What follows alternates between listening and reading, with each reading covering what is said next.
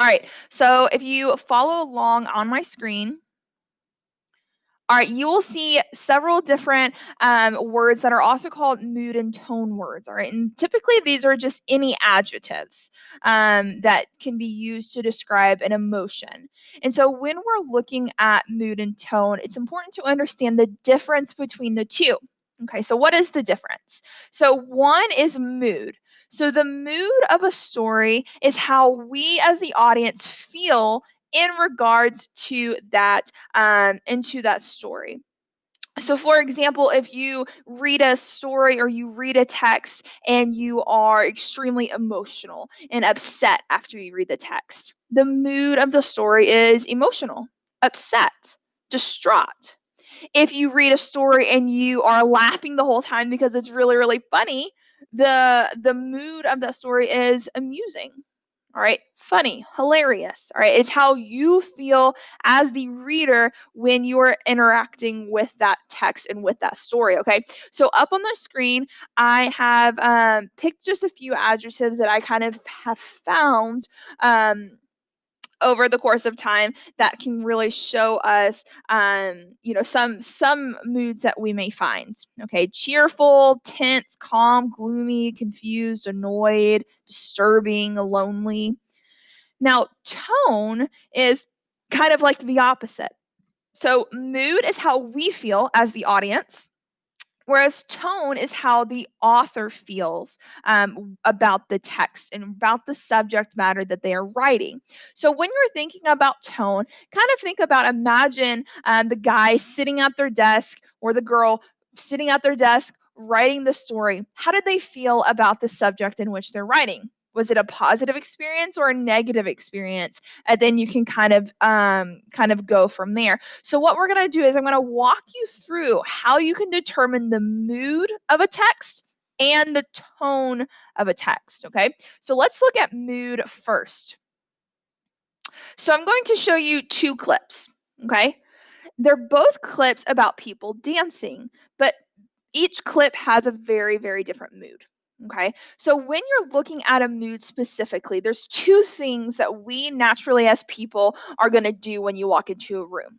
You look at the setting, and then you look at the people in the room. All right. So the setting and the characters. These are the two things that we just naturally as people kind of feed off of those two things in order to figure out how we feel about a subject. So, for example, if you are walking down an alley and it's very dark, it's creepy, there's like really scary music playing, there's like spiders crawling down everywhere, it's really muggy, it's foggy outside, and then you see a guy in a cloak that has a very mean look on his face.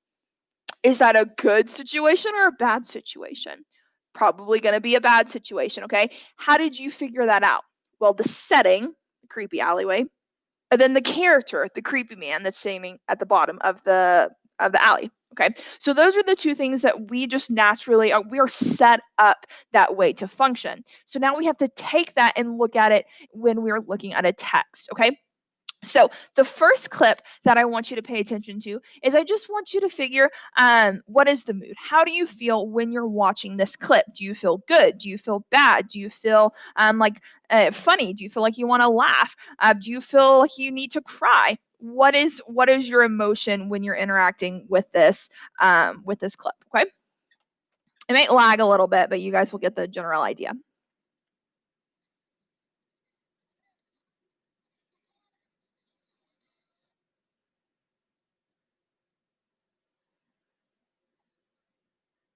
Let me try to restart it for you guys.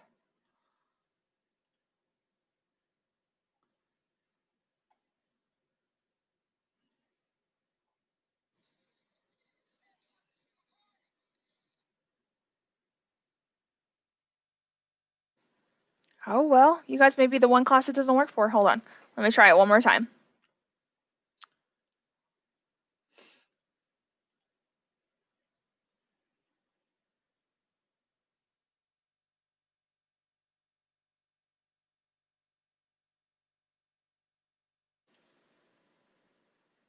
Okay, so I don't think it's gonna work, but that's okay. Let me kind of explain to you kind of what's happening. And so you can even kind of see just through the images that are up on the screen, kind of what's happening in the clips. Okay. So this first clip, you can hear the guy comes out at the very beginning. He's like, "Hey guys, I thought this was a party." And he comes out. In the clip, there's a lot of dancing. They're really excited. There's confetti everywhere. It's really, really fun music. It's like the Footloose song, and they're all having a lot of fun. And you can see like the characters are excited. You can see all of these things. And so if we look back at the mood chart, by looking at the characters and the settings, we can kind of see that, okay, this mood is cheerful, amusing, enthused. Those are ways that we feel when we're watching that clip, okay, because of the way the characters are acting and the way that it is set up for us. Now, the second clip, let me see if it'll work if I click it now.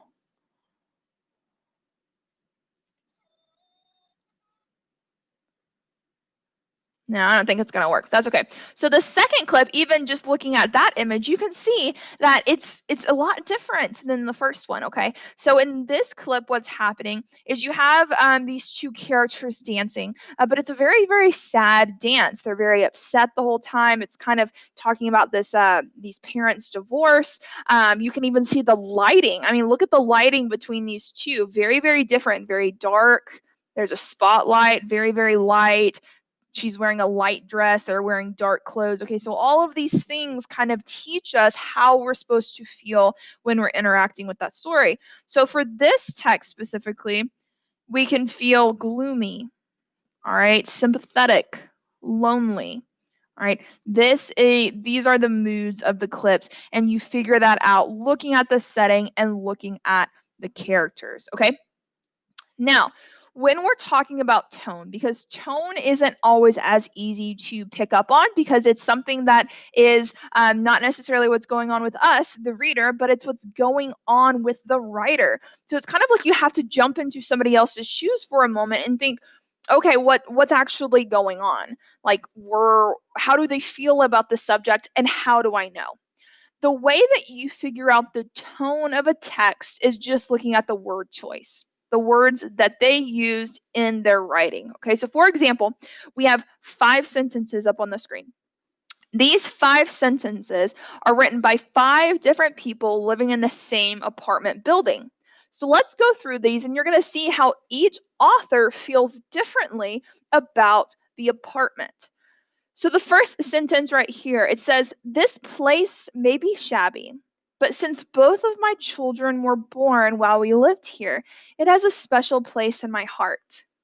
All right, so if I were to ask you what the tone would be, hopefully you would pick out that the tone of this would be grateful or thankful. All right, what words show us that they're thankful for the fact that they live in this apartment? It's kind of set up as, well, it's not a nice apartment, right? What words did she use? She used shabby. All right, shabby is not a good word, but this word right here kind of indicates, okay, but something else is going on. All right, she's grateful for the fact that she had this house with her family. So the words like both of my children, special place in my heart. All right, these are very positive connotative words. So that teaches us as the reader, okay, so that person who wrote that sentence, they understand they don't live in the best apartment, but they're thankful for it. They're grateful for it because they had their kids there. Their kids grew up with them there. Now let's look at the second sentence. Very different tone with this one. So the second author says, "If only there were some decent jobs out there, I wouldn't be reduced to living in this miserable dump." So very different tone, right? So what words kind of show us the tone? Well, reduced to living. All right, that's a negative. Miserable dump, very negative. So this guy is pretty resentful at the fact that he's living in this apartment. Whereas this woman up here living in the same apartment, she showed us that she was grateful. And we figured that out by word choice. So we have our grateful author, resentful author. Now let's look at the third author. So this one says, "This place does need some repairs, but I'm sure the landlord will be making improvements sometime soon." So what does that show us? What type of tone does that kind of show? That shows us a very hopeful tone. Well, what words show us that it's hopeful? The landlord will be making improvements sometime soon. All right, so they're hoping that, yeah, this place kind of stinks a little bit, but it's going to get better. I can wait. Now let's look at the fourth one. When we move away, we're planning to release 300 cockroaches and termites so we can leave the place exactly as we found it. Again, not necessarily very happy at the fact that they're living in this house, kind of like author number 2. Author number 2, though, was very negative when he was talking about this house. All right, he used the words like miserable dump. He was very angry. This person down here doesn't really seem angry, right? It's more like they're laughing at their terrible situation, and they're making it funny, and they're trying to be humorous with it. So this tone would be humorous or entertaining. And then the last one. All right, this is the apartment we live in. It provides shelter. So this author lacks any emotion at all. So the tone would be matter of fact, objective. All right, there is not a very emotional tone because there's no emotional words that are tied with this, like there would be for the first one where it says special place in my heart and my children. This is just facts. Okay, so when you're looking at tone, you're looking at the word choice to figure out how they feel about the subject in which they're writing. Okay. So the poem that we are using today to kind of practice mood and tone is the poem Sympathy by Paul Dunbar. Paul Dunbar is a wonderful poet who wrote this poem to be a parallel with the poem Caged Bird by Maya Angelou. Maya Angelou is another great author. She's an African-American author who wrote a lot about her experiences when she was growing up. And she had a very hard life. She struggled a lot with abuse. Her parents kind of put her here and there, and she didn't really have a very stable childhood for sure, and that's reflected in most of her writing, specifically in I Know Why the Caged Bird Sings, which kind of serves as one of her memoirs. But she wrote a poem called Caged Bird, and that's a poem that you guys will read on Friday as part of your asynchronous work. So before you guys read her poem, I wanted to go over this poem with you guys so you kind of had the background knowledge to understand the metaphor of what Maya Angelou is talking about when it comes to what does it mean to be a caged bird. Okay. So what we're going to do is we are going to read this poem together, and then I'm going to walk you through how to analyze it. Okay. All right, so when you are reading a poem, it's important to kind of visually look at what's happening with the poem. So anytime I'm talking about a stanza, I'm talking about line breaks, okay? So think about a stanza as almost like a poetic paragraph, okay? So anytime you see like this big line break right here, this indicates that the previous work was a stanza. So we have stanza 1, stanza 2, and it goes up here, and then stanza 3. All right, so it's a pretty short poem. So let's read it together. So he says, I know what the caged bird feels, alas, when the sun is bright on the upland slopes, when the wind stirs soft through the springing grass, when the river flows like a stream of glass, when the first bird sings in the first bud ops, the faint perfume from its chalice steals. I know what the caged bird feels. I know why the caged bird beats his wings till its blood is red on the cruel bars, for he must fly back to his perch and cling when he fain would be on the bough a swing.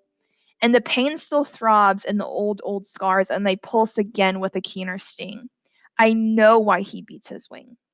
I know why the caged bird sings, ah me, when his wing is bruised and his bosom sore, when he beats his bars and he would be free. It's not a carol of joy or glee, but a prayer that he sends from his heart's deep core, but a plea that upward to heaven he flings. I know why the caged bird sings. Okay, so there's two really important things to know when you're looking at poetry. Okay, one thing is poems are meant to be read out loud. And 2, poems are meant to be read multiple times. Okay, so poems are very different than just picking up a book off your bookshelf and just reading that cover to cover silently in your head as you're laying down about to go to sleep. Okay, it's very, very different. Poems are meant to be experienced and meant to be read out loud, as kind of almost think of it as more of a performance. Okay, so you need to take that into consideration when you're looking at poems. Make sure that you are reading them out loud, and you are reading them multiple times, more than once, okay? Because if you just read a poem once, you're not going to get nearly as much out of it as the author intended you to do. There's some poems that I've read for 20 years and I'm still getting more stuff out of it. Okay, so it's really important to read it multiple times. So I'm going to kind of walk you through how to do an analysis of a poem. That way, when you guys do Caged Bird, you can kind of take it stanza by stanza and kind of work through what's happening in Angelou's poem, okay? So let's look at the first stanza. So the first stanza, Dunbar here kind of sets the tone very early on. He says, I know what the caged bird feels, alas. So that kind of sets up our main character in this poem, which is this caged bird, this metaphor character that we have here. So when I think of a caged bird, let me see if I can find it. Yeah, this is what I think of. Okay, so I think of like one of those metal cages, and you have the one bird in here, and you have the perch, and that's about all that's really going on, right? There's not a lot of extra fluff. He's just hanging out. He's got his cage. The end. And what this author is saying is like, I know how that bird feels. Was the reader, we're like, wait, what do you mean? Like you're not a bird. Hopefully, you've never been in a cage. I don't understand how can you possibly know what a caged bird feels like?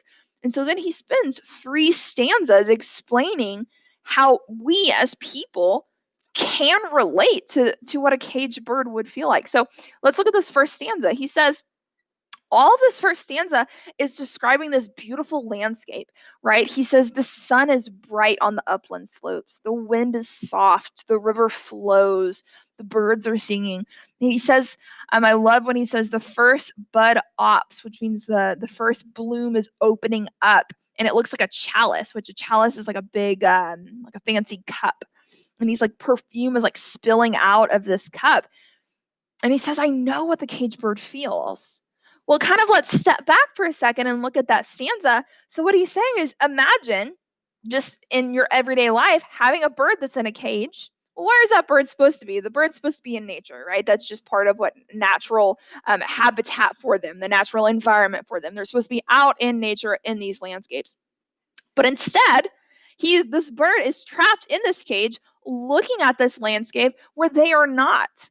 All right, they're like, I see the sun is beautiful. I see this river flowing. I hear my other bird friends that are out there just singing. Right? And where am I? I'm stuck. Here I am in this cage. And Dunbar says, I know that feeling. I know what it's like to look at something and be like, I want to be there. I'm supposed to be there. I have every right to be there, and yet I'm stuck. Here I am, stuck in this cage. All right. Now let's look at stanza number 2. He says, I know why the cage bird beats his wings till its blood is red on the cruel bars. So this is the first indication that this is not a good place, right? The bird is not happy to be in this cage. This isn't like a nice little pet that you have, sitting above your windowsill and you feed it and it's great. No, the bird is not happy to be in this cage. Kind of think of it more, it sounds more like a prison, right? And he's like trying to get out desperately, so much that he's like physically flapping his wings, and his wings are so bloody from hitting the metal bars over and over. So that's a very, very strong imagery that Dunbar is using to show us, okay, this cage is not a good cage, it's a bad cage. Okay, so that kind of helps set the tone as well.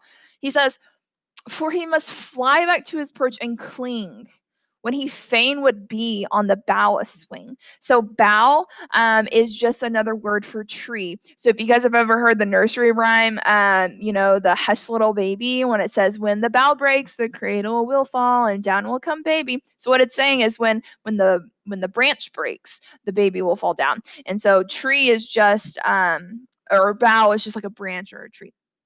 And so he's saying, he's like, if only he can close his eyes and imagine that he's on this tree where he's supposed to be. But then what happens? Later in the stanza, it says, and a pain still throbs in the old scars. So here, we as the reader learn, well, how long has he been in this cage? He's been in this cage a while. How do we know that? From the fact that Dunbar states old scars. So when you have a scar, right, that's a wound that's taken a long time to heal. And so he's saying that he's had these scars from trying to be out of the cage that have healed over and reopened and healed over and reopened. And then he says, and they pulse again with a keener, with a newer sting. All right, I know why he beats his wings. So again, Dunbar is placing himself in the shoes, if you will, of this bird that is trying everything in his power to get out of this prison, right? This metal prison. And he's not kind of rolling over, right? And he's not kind of accepting the fact that he is kind of in this prison. You have sometimes where, you know, people will be in captive for so long and they just kind of, they're like, okay, well, I'm captive, I give up, I'm gonna stay here and I'll just do whatever they want me to do, I'll just sit here, whatever, and they kind of give up. This bird is not giving up, right? He's like, no, absolutely not. Every single day he's waking up and he's beating his wings against the bars in order to get out. And Dunbar says, yeah, I know why he's doing that. I get it. I've been in that cage. I've been that bird. And then that last stanza, he says, I know why the caged bird sings. Ah me, when his wing is bruised and his bosom sore. So when this bird has been fighting so hard to get out of this cage, what can he physically do? What else can he do? Well, if he can't physically move his body, what does he have? He has his voice. All right, so he's like, I know why he's singing. But then he says, it's not a carol of joy or glee. So typically when we think about bird song, it's a positive thing, right? We're like, oh, birds sing to wake us up in the morning and to communicate with other birds and just, you know, have fun. Well, no, he's like, it's not that kind of bird song. What is it? He says, but a prayer that he sends from his heart's deep core, but a plea that upward to heaven he flings. So he's saying he is using his voice as his last plea that somebody around him will hear him and will come and rescue him out of this kind of cage that he's been in. And then Dunbar relates to the bird again and is like, I know why the caged bird sings. I get it. I've been that caged bird. Okay. So when we're looking at this type of poem, it's important to kind of take stanzas step by step and to really do what we just practiced and to kind of break things down and say, okay, what's logistically happening here and how does the author relate to those actions? What is the author wanting us to get out of those actions? Okay, so now let's look at the mood and tone. So I filled out the mood and tone for us for this poem because this is something that you guys will do with the Angelou poem this upcoming Friday. Okay, so there's 3 things to do when we're looking at mood. Remember, mood is how we as the reader feels about the text that we're interacting with. Okay, so what is the mood of this poem? So how are we as the audience supposed to feel after we get done reading this poem and when we are reading this poem? Well, we're supposed to be heartbroken. We're supposed to be upset. We're supposed to be sympathetic. Hopefully, I didn't get to the end of the poem and you guys were like, yeah, I'm so excited that bird is like beating himself bloody and he's like stuck in this prison cage. That's awesome, right? That's not what we're supposed to get out of that poem. Right? We're supposed to be sympathetic with him and be heartbroken and sad at the fact that he's stuck in this prison and he can't get out. Right? And then what example shows us that? Well, Dunbar does a really good job of painting this picture that you probably could have picked almost any line from the poem. But the poem or the evidence that stuck out the most to me was that last stanza where he says, but a prayer that he sends from his heart's deep core. Because to me, what that's showing is that was the bird's last attempt to try to gain some type of freedom, to let his voice be his freedom. So somebody can hear him trying to kind of get that freedom. And then how does that mood impact the tone? Well, the mood makes the reader feel more connected to the subject, makes us feel more connected to this caged bird. And then this creates kind of that strong emotion in us as a reader. Now, the reason why I picked this poem is because the tone, like I said earlier, is different. Sometimes you'll get to a poem and the mood and the tone are similar, and that's okay. Sometimes it can be. Sometimes the mood can be heartbroken and the tone can be heartbroken, and that's okay. But for this poem specifically, the tone is different. Dunbar is not heartbroken, right? Dunbar is upset, yes, but it's a lot more than that. What is the tone? He has a lot of passion. He's very angry, all right, very empathetic with this bird. So it kind of takes it a step above where we as the reader feels. Well, why? Because he places himself in the poem itself. He says, I know why the caged bird sings. I know what he feels. I know why he beats his wings.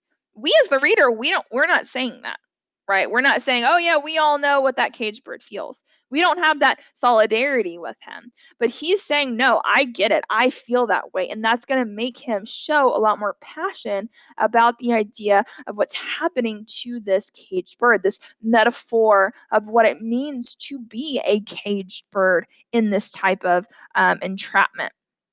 And so, how does this tone impact the text? Well, the tone impacts the text, one, by showing the author's passion, but also it's used to help develop the mood.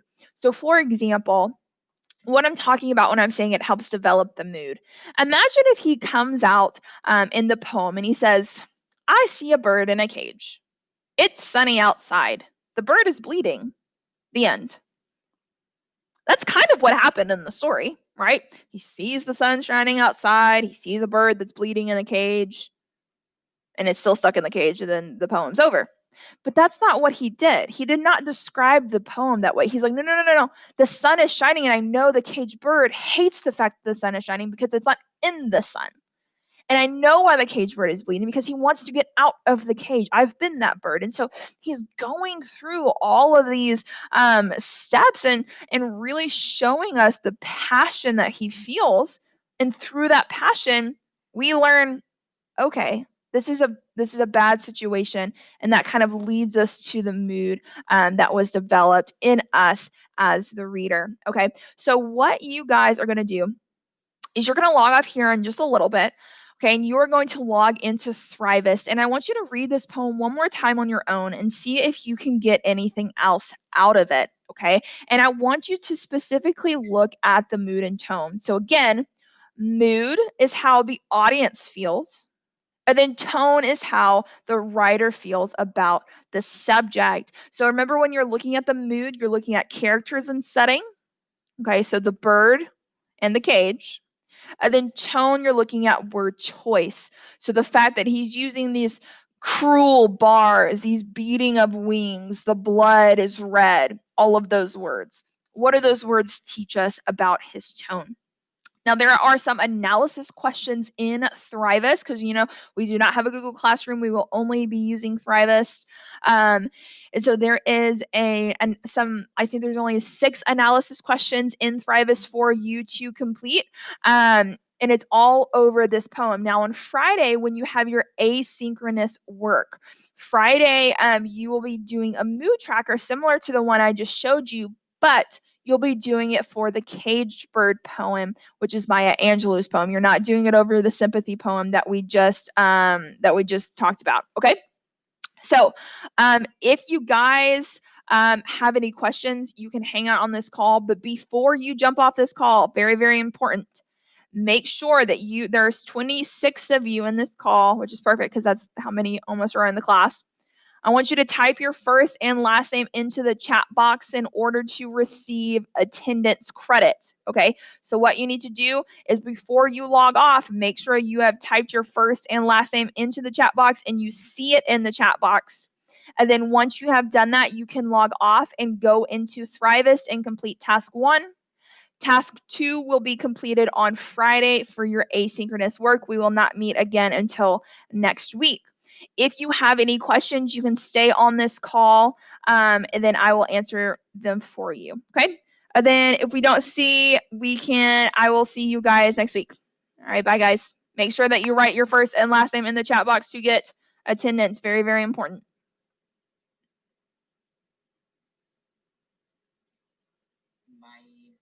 Bye, Kevin.